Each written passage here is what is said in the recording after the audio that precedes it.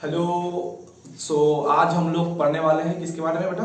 पहला लेक्चर हमारा हो गया था। पहला लेक्चर हम लोग किसके बारे में पढ़े? हम पढ़े थे प्रकाश की कणिका सिद्धांत, जिसको न्यूटन जी ने दिया था और इस सिद्धांत को उन्होंने 1678 में दिया था। बाद में वो कुछ सालों बाद वो फेल हो गया। ठीक है, उसके बाद हमने क्या पढ़ा था? हाइगन के सिद्धांत के बारे में, हाइगन का तरंग सिद्धांत। ठीक है, हाइगन ने क्या बताया था कि वो प्रकाश एक अनुदैर्ध्य तरंग है और माध्यम और प्रकाश को चलने के लिए माध्यम की आवश्यकता होती है, और उन्होंने ईथर नामक एक काल्पनिक माध्यम का अवधारणा सबके सामने रखा था, जो कि बाद में फेल हो गया।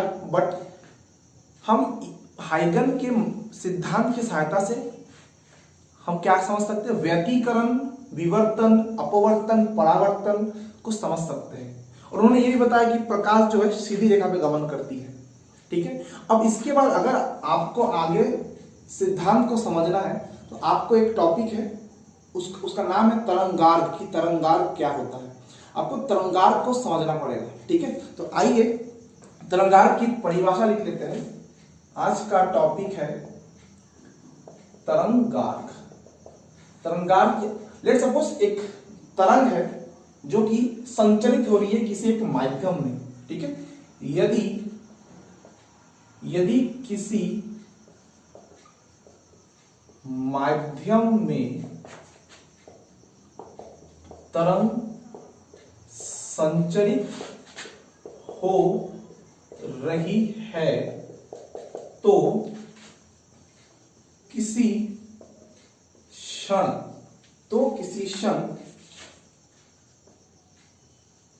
माध्यम के कणों का बिंदु पथ, माध्यम के कणों का बिंदु पथ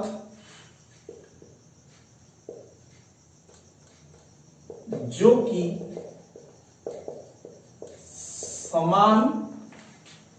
समान कला में स्थित हो, उसे तरंगार्ग कहते हैं। अब देखिए यहां पे कुछ टर्म आए हैं। कौन कौन सा? एक आया है किसी क्षण, दूसरा आया है बिंदु पथ, और तीसरा आया है समान कला। सबसे मेन है यहाँ पे समान कला और किसी क्षण। ठीक है, हर एक क्षण के लिए तरंगार्ग अलग अलग होता है। तरंगार्ग क्या है? किसी माध्यम में तरंग संचरित हो रही है, प्रोपगेशन हो रहा है, बाहर की तरफ निकल रही है, तो हम हर एक क्षण के लिए अलग अलग तरंगार्ग निकाल सकते हैं। ठीक है, यहां पे आया है समान कला। ठीक है, तो पहले हम देखते हैं कला क्या है। तो तरंग का समीकरण कैसे लिखते हैं? तरंग का समीकरण लिखा जाता है y बराबर a sin omega t plus five. y बराबर a sin omega T plus के एक्स, ऐसे भी आप लिख सकते हैं। इसमें क्या है? ये जो पार्ट है, इस पार्ट को कहा जाता है कला, और इस पार्ट में जो x है, x जो होता है, x को कहा जाता है तरंग का विस्थापन, और y को कहा जाता है माध्यम के कणों का विस्थापन। एक तरंग का समीकरण है। ठीक है, अब इस तरंग के समीकरण में ये हो गया कला। अब समझिए, अगर आपको तरंगार्ग बनाना है तो कैसे करना है। ठीक है, आप एक काम करिए, एक माध्यम ले लीजिए और मान लीजिए कि माध्यम में एक बिंदु प्रकाश स्रोत है। क्या है बेटा? एक बिंदु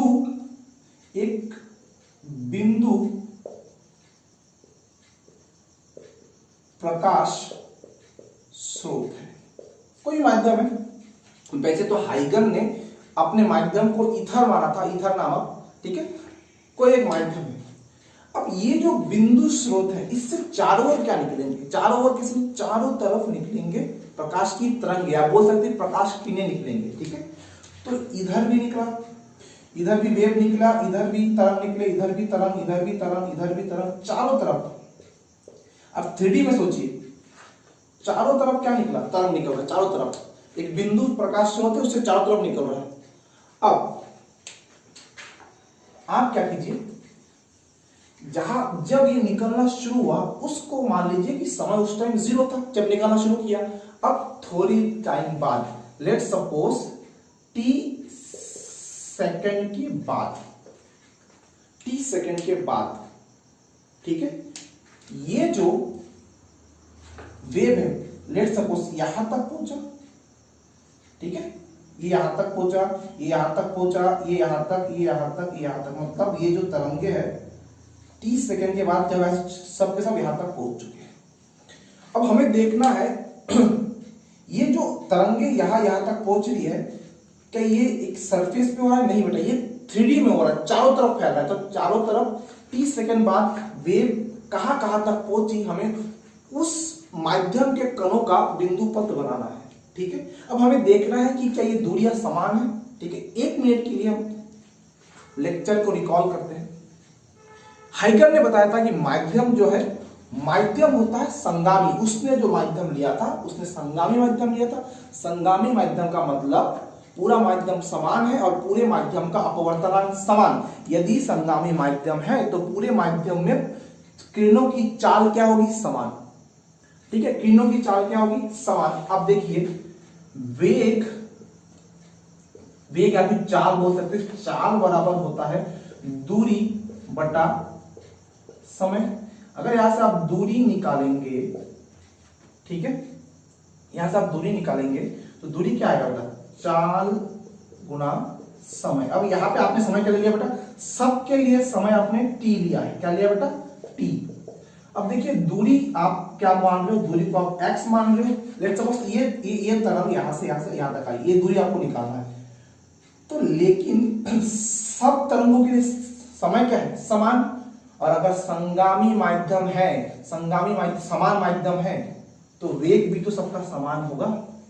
मतलब ये जो x है, माना ये यहां से x चला, तो ये दूरी, ये यहां तक चला, ये दूरी, ये दूरी, ये दूरी, ये दूरी, सब दूरियां क्या है बेटा, समान। तो आफ्टर 30 सेकंड सब यहां तक पहुंच चुका है, चारों तरफ फैल चुका। अब उन जो बिंदु, ये तरंगे जिन बिंदुओं तक मिल चुका है, उस बिंदु पे जो माध्यम के कण है, उन सारे बिंदुओं को मिलाइए, उनका बिंदु पथ को मिलाइए, आपको मिल जाएगा तरंग दैर्घ्य, ठीक है। ये देखिए ऐसा एक आपको बिंदु पथ प्राप्त होगा 3D में। क्या ये वृत्त है? ये वृत्त नहीं है, ये प्लेन 2D है, इसलिए वृत्त दिख रहा है। प्रैक्टिकली चारों तरफ जाता है तो चारों तरफ एक गोला बनता है, ठीक है, गोला। तो स्फीयर एक गोला बनता है। तो बिंदु प्रकाश स्रोत के लिए अगर आप तरंगार्ध बनाएंगे तो आपको एक गोला मिलेगा, ठीक है बेटा।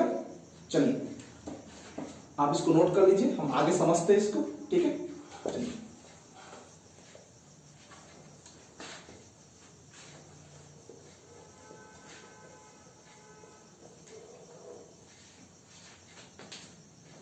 सब नोट कर लिया, ठीक है। चलिए अब अगर आपको एनसीईआरटी के हिसाब से समझना है इसको, अगर आपको इसका विजुअल चाहिए कि रियल में हो क्या रहा है, तो एनसीईआरटी में एक अच्छा सा एग्जाम्पल दिया हुआ है। आप किसी भी बोर्ड का बुक चेक कर लो, वहां पे एग्जाम्पल दिया रहता है, ठीक है। आप एक तालाब में जाइए, उसके अंदर से पत्थर छोड़िए, तो पत्थर जैसे ही गिरेगा उसके चारों तरफ से गोल गोल लहरें निकलती है ना, ऐसे गोल गोल गोल गोल निकलती है। कि ये जो गोल गोल निकलती है वो तरंग है? नहीं, वो जो गोल गोल ऐसे ऐसे निकल रहा है, ऐसे चारों तरफ ऐसे ऐसे निकलता है, धीरे धीरे धीरे पत्थर फेंका चारों तरफ निकल रहा है। वो जो गोल गोल निकलता है और धीरे धीरे आगे चलते रहता है, ठीक है। तो जो गोल गोल निकलता है वो है तरंगार्ध। आप उसको तरंगार्ध के हिसाब से समझ सकते हैं, ठीक है। देखिए लेट सपोज कि ये पूरा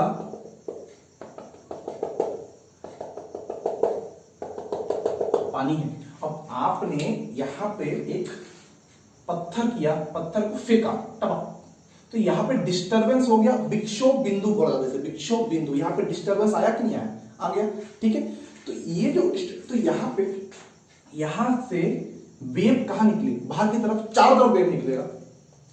तो आपने अब वेव समान समय में, तरंगे समान समय में समान दूरी तय करती है, समझिए। पानी का कंपेयर आप कर सकते हैं, पानी में अगर कोई पत्थर गिरे उसको आप देख सकते हैं, उसी तरह तरंगार भी बनता है। तो यहां से निकलने वाले वेव चारों तरफ फैल रहे हैं, तो यहां पे ऐसा एक गोल सा बनता है, दिखता होगा। ये जो गोल सा बना ये क्या है, इसे आप तरंगार के रूप में समझ सकते हैं। कुछ मान लिया कि ये t सेकंड तक पहुंचा, t1 समय तक पहुंचा, थोड़ी देर बाद और एक दूर, थोड़ी अगर आपने टाइम को बढ़ाया तो वेव और आगे बढ़ेंगे। तो ये देखिए समय बढ़ता रहेगा और तरंगार्ग आगे बनता रहेगा। तो हर एक क्षण पे अलग अलग तरंगार्ग बनता है, समझ में आया बेटा, हर एक क्षण पे अलग अलग तरंगार्ग बनता है, ठीक है। अब यहां पे एक पॉइंट है कि प्रकाश तरंग समान समय में समान दूरी तय करता है। अभी थोड़ी पहले हमने देखा यहां से यहां, यहां से यहां, यहां से यहां आने में सबके लिए समान समय है और ये दूरी भी क्या है, समान। इसी तरह इसको अगर आप x x x x बोल दोगे, अब इसको ले लो, आपको इसने x1, तो ये भी कितना होगा x1, ये भी कितना होगा x1, ये भी कितना होगा x1, ये भी कितना होगा x1। ये सारे तरंगे x1 x1 x1 ही चला है, समय लेट सपोज t2। इसी तरह आप और बना सकते हो। तो जो गोल गोल आता है पानी में बेटा, वो तरंग नहीं, वो तरंगार्ग है, ठीक है। चलिए अब सुनिए इसके बाद क्या आया। इसके बाद हम देखेंगे तरंगार्ग के प्रकार, ठीक है। क्या सीखेंगे बेटा, तरंगार्ग के प्रकार। अगर आपको तरंगार्ग का प्रकार पढ़ना है तो अभी अभी पहला प्रकार हमने पढ़ लिया है। पहला होता है गोलीय तरंगार्ग। गोलीय तरंगार्ग के लिए जो प्रकाश स्रोत होता है वो होता है बिंदु प्रकाश स्रोत। बिंदु प्रकाश स्रोत से चारों तरफ क्या निकलता है बेटा, प्रकाश तरंगे या फिर प्रकाश किरणें आप बोल सकते हो, इससे निकलती है। और ये सभी समान दूरी पर, समान समय पे समान दूरी तय करता है। तो इस तरह से जो है तरंगार्ग बनते रहेंगे, गोलीय तरंगार्ग। इस गोलीय तरंगार्ग के लिए बिंदु प्रकाश स्रोत की आवश्यकता होती है, मतलब बिंदु प्रकाश स्रोत के लिए गोलीय तरंगार्ग बनेगा, गोला बनेगा। उसके बाद जो दूसरा है, ठीक है, दूसरा है बेलनाकार तरंगार्ग। बेलनाकार तरंगार्ग के लिए आपको चाहिए रेखीय प्रकाश स्रोत, एक लाइन सा होगा। कैसे, देखिए इस बार मानिए आपका प्रकाश स्रोत ऐसा है, ठीक है, रेखीय। तो इससे प्रकाश निकलेंगे चारों तरफ, इधर समान समय में समान दूरी तय करेगा, इधर भी निकलेगा, इधर भी निकलेगा, इधर इधर इधर इधर इधर भी निकलेगा, अंदर भी घुसेगा। तो जब आप सारे बिंदुओं के बिंदु पर तो किसी समान क्षण पर, किसी एक क्षण पर मिलाओगे तो आपको एक यहाँ पे बेलन के भांति ऐसा प्राप्त होगा। तो रेखीय के लिए एक बेलन प्राप्त होता है, ठीक है। अब थोड़ी देर बाद इसको आप और बना सकते हो, अगर आगे बढ़ोगे तो ऐसा बनता रहेगा, ठीक है। अब इसको एनसीईआरटी वालों ने ऐसे लिखा है कि एक रेखीय स्रोत है, इससे प्रकाश निकल रही है ऐसे, ठीक है।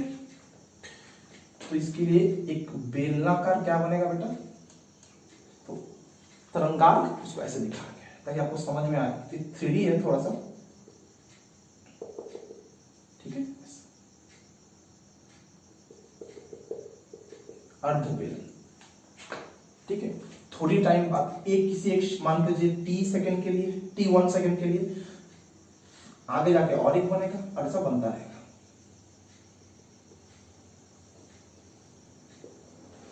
ठीक है। और ये जो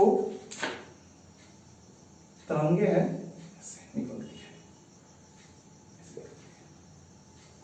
ये तरंगे तरंगार के लंबवत निकलती है। कैसे निकलती है बेटा, लंबवत। ठीक है, ये हो गया 2 टाइप। तीसरा टाइप आप नोट कर लीजिए, जो तीसरा टाइप है,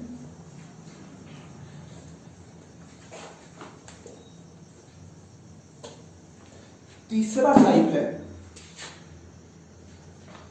यदि प्रकाश स्रोत अनंत पर हो। यदि प्रकाश स्रोत अनंत पर हो तो अनंत से जो किरणें या फिर जो तरंगे आती है उन्हें समांतर माना जाता है। ठीक है, तो अनंत से आने वाली प्रकाश किरणें या फिर तरंगे समांतर होती है, तो इसके लिए जो तरंगार्ध बनेगा बेटा वो ऐसा बनेगा, समतल के भांति। और इन किरणों और तरंगार्ध के बीच का कोण कितना होगा, 90। जब ये आगे बढ़ेंगे, अगर आपको और तरंगार्ध बनाना है तो सामने ऐसे बनते रहते हैं। ठीक है, और यहां से आगे निकल जाएंगे। तो ये हो गया प्रकाश स्रोत जब अनंत पे हो। ठीक है, अलग अलग क्षण के लिए अलग अलग तरंगार्ध।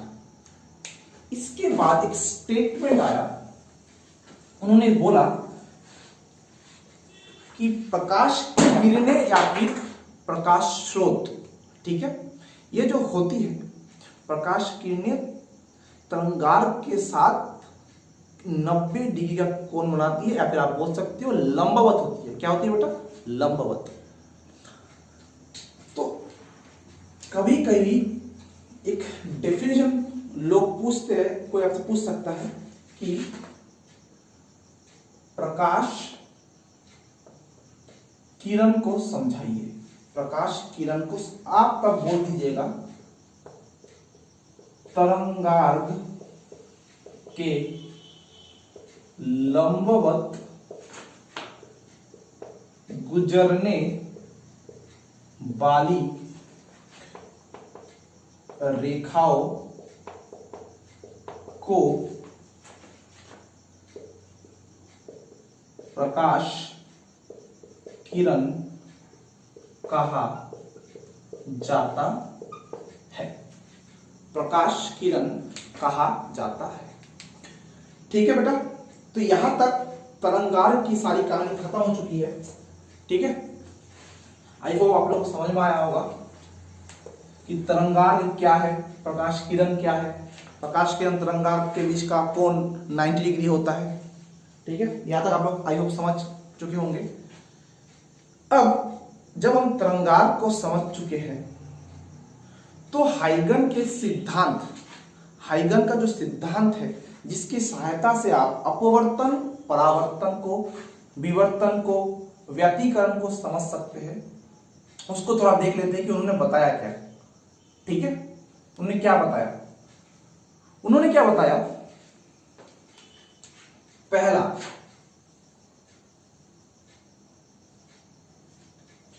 पहला उन्होंने बताया किसी तरंगार्ध, तरंगार्ध क्या है, बिंदु का बिंदु एक समतल होता है जो कि गोली हो सकता है, बेलनाकार हो सकता है, समतलीय हो सकता है। ठीक है, किसी तरंगार्ध के ऊपर स्थित, किसी तरंगार्ध के ऊपर स्थित सभी बिंदुएं प्रकाश स्रोत बोल सकते हैं या फिर तरंग स्रोत के भांति कार्य करता है, ये उन्होंने बताया। मतलब चलिए हम क्या करते हैं, एक बिंदु प्रकाश स्रोत को ले लेते हैं, एक बिंदु प्रकाश स्रोत को ले लेते हैं, ठीक है। तो इससे क्या होगी, चारों तरफ क्या निकलेगा, चारों तरफ प्रकाश तरंगे निकलेगी, और बिंदु प्रकाश स्रोत के लिए हमारा जो पहला तरंगार्घ आएगा बेटा, वो कैसा आएगा, गोला आएगा। ये बीच में होगा, यहां से दूरियां क्या होगी, समान समान दूरी पे डिस्टेंस कवर करेगा, समान दूरी चलेगी समान समय में, क्योंकि संगामी है। तो ये इस बिंदु स्रोत के लिए गोला जैसा क्या बन चुका है, तरंगार्घ बन चुका है। अब ये जो तरंगार्घ बेटा बना है, ये जो तरंगार्घ, इसमें कितने बिंदु है बेटा, अनंत बिंदु है ना। अब उन्होंने बताया इसके ऊपर उपस्थित सारे बिंदुएं काम करती है तरंग स्रोत या प्रकाश स्रोत के भांति। मतलब इनसे भी क्या निकलेगा, जितने उसने बताया, जितने स्पीड से यहां से तरंगे निकल रही है, उतने ही स्पीड से यहां से भी तरंगे निकलती है। ऐसे यहां से भी निकल रहा है, यहां से भी निकल रहा है, सारे बिंदु क्या है, इस तरह ये भी स्रोत है, ये भी स्रोत के भांति काम करता है, ठीक है। इसके बाद उनका एक नया स्टेटमेंट, उनका दूसरा स्टेटमेंट क्या था, हाइगन जी का दूसरा स्टेटमेंट था, ये जो तरंग स्रोत के भांति कार्य करने वाले बिंदुएं हैं, ठीक है, इनसे भी तरंगे निकलेगी, और ये तरंग स्रोत या इन तरंग स्रोतों से तरंगे निकलने के बाद यहां पे भी ऐसे छोटे छोटे गोले बनेंगे। क्या बनेंगे बेटा, गोले। और यहां पे उन्होंने कॉन्सेप्ट दिया द्वितीयक तरंगिकाओं। इस बार उन्होंने इनको तरंगार्घ नहीं बताया, इन्होंने बताया क्या बेटा, द्वितीयक तरंगिकाएं। यहां पे भी तो ऐसे छोटे छोटे गोले बनेंगे, जिस तरह इसके लिए बने, इनके लिए भी बनेंगे।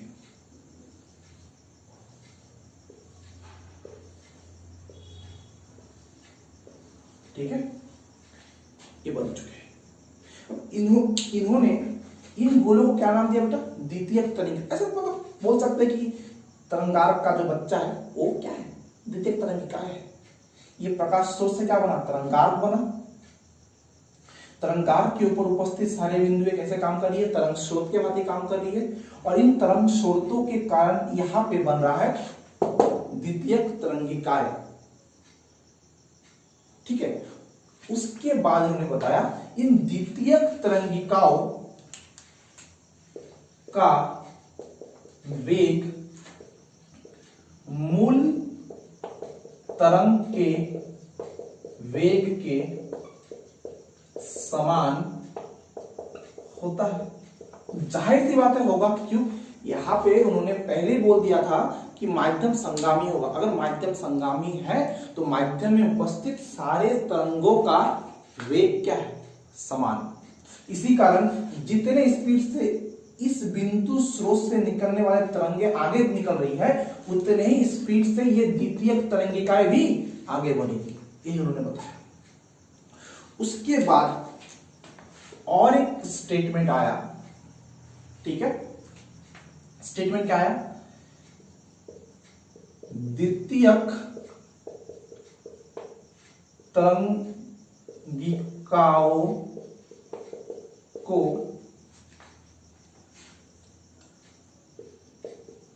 बाह्य स्पर्श करने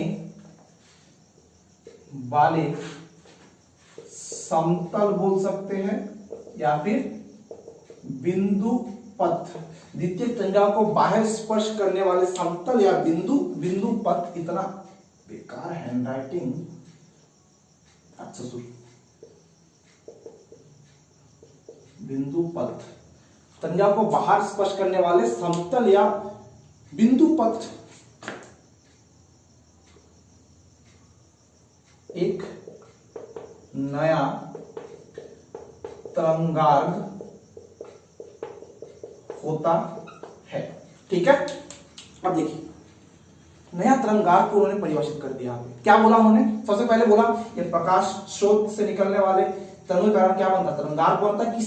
किसी एक क्षण के बारे में बात करें, हर एक क्षण के अलग अलग तरंगार्ध। ठीक है, तो ये आगे बढ़ रहे हैं। यहाँ पे हमने तरंगार्ध मिला, उस पर सारे बिंदु जो बिंदु उपस्थित है वो बिंदु भी एक तरंग स्रोत के भांति काम कर रहा है। ठीक है, अब ये जो द्वितीय तरंगिकाएं बनी जिनका वेग मूल तरंग के समान है, अब इन द्वितीय तरंगिकाओं को बाह्य स्पर्श करने वाला जो बिंदु पथ है या फिर जो समतल है, ठीक है, इसे उसने क्या नाम दिया? इसे बोला एक नया तरंगार्ध है। ठीक है, एक बार रिवीजन कर लेते हैं। प्रकाश स्रोत, उसके कारण अंदर क्या है बेटा? तरंगार्ध, उसके ऊपर सारे बिंदु कैसे काम कर रही है? तरंग स्रोत के खातिर। फिर उसके कारण उसके बाद क्या बना? यहाँ पे बना द्वितीय तरंगिकाएं, और द्वितीय तरंगिकाओं को बाह्य रूप से जो स्पर्श करने वाला बिंदु पथ या समतल है वो है एक नया तरंगार्ध। ठीक है, ये रहा हाइगन का सिद्धांत। यहां पे हाइगन का सिद्धांत खत्म होता है। ठीक है, यहां पे हाइगन का सिद्धांत खत्म हो रहा है। अब हाइगन के सिद्धांत को हम थोड़ा सा बुक के लैंग्वेज में समझ लेते हैं। बुक वालों ने क्या किया, आप यहाँ पे नोट कर लीजिए। ठीक है, मैं इसको मिटा रहा हूं।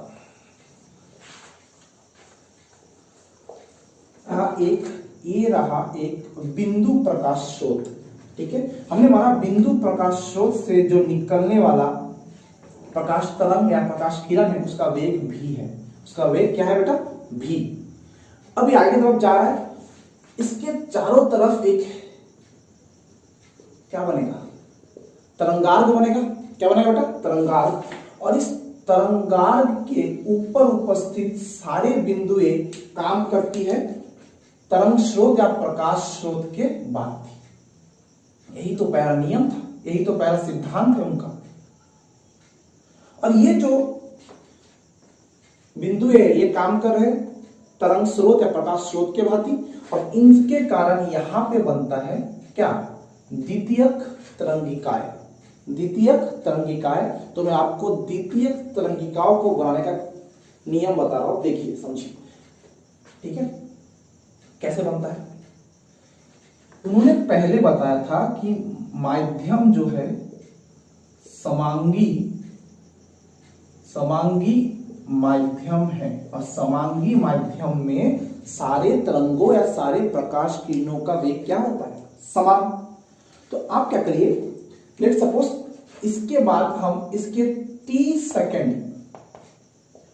सेकेंड बाद देखना है कि ये जो तरंगे हैं कितने आगे जाती है। ठीक है, तो हमको सबको पता है कि फॉर्मूला क्या है? दूरी का फॉर्मूला होता है वेग गुणा समय। अब यदि इसका वेग v है तो उनके सिद्धांत के अनुसार इन बिंदुओं से निकलने वाले तरंगों का वेग भी क्या होगा? v।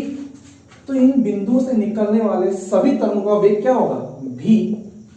t समय के बाद सभी बिंदुओं से निकलने वाले तरंगों द्वारा तय की गई दूरी कितनी है? vt।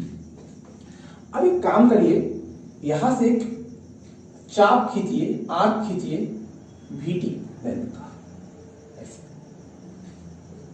ठीक है, मतलब t समय बाद सारी तरंगे इतनी दूरी तय करेंगी इस दिशा में। इसी तरह चारों तरफ होगा क्योंकि तरंगे तो चारों तरफ निकलती है। जब आप चारों तरफ ऐसे चाप खींचेंगे और वहां पे जो आपको बिंदु मिलने वाले हैं उन माध्यम के उन कणों, उन बिंदुओं को अगर आप मिलाएंगे, आपको यहाँ पे गोला के भांति एक समतल प्राप्त होगा उसे क्या कहा जाता है बेटा? द्वितीयक तरंगिकाएं। अब बताइए इसकी दूरी कितनी होगी? ये जो दूरी है ये कितनी हो सकती है? ये है VT, ये भी है VT, ये भी है VT, VT, VT, VT, ये भी है VT, ये भी है VT, ये भी है VT और ये भी है VT। मतलब ये जो द्वितीयक तरंगिकाएं बन रही है ये भी एक गोला के भांति है और इनका त्रिज्या क्या है? VT। तो हम इस VT को क्या बोल सकते हैं? VT जो है द्वितीयक तरंगिकाओं का त्रिज्या के समान है। तरंगों द्वारा t समय में चली गई दूरी द्वितीयक तरंगिकाओं की त्रिज्या के समान है। अब इसके बाद आप क्या खींचेंगे? आप इनको स्पर्श करने, बाह्य रूप से स्पर्श करने वाला जो समतल है या फिर जो बिंदुओं का बिंदु पथ बनाएंगे और ये आपका नया तरंगार्ध बन चुका है। ठीक है बेटा। अब इसी सिद्धांत के हेल्प से हम क्या करेंगे? इसी सिद्धांत के हेल्प से हम अपवर्तन के नियम की व्याख्या करेंगे, हम परावर्तन के नियम की पुष्टि करेंगे, हम विवर्तन के बारे में पढ़ेंगे, सब कुछ पढ़ेंगे। आगे धीरे धीरे सब कुछ आएगा। ठीक है बेटा। चलिए, थैंक यू सो मच। खुश रहिए, पढ़ते रहिए, मजे में रहिए।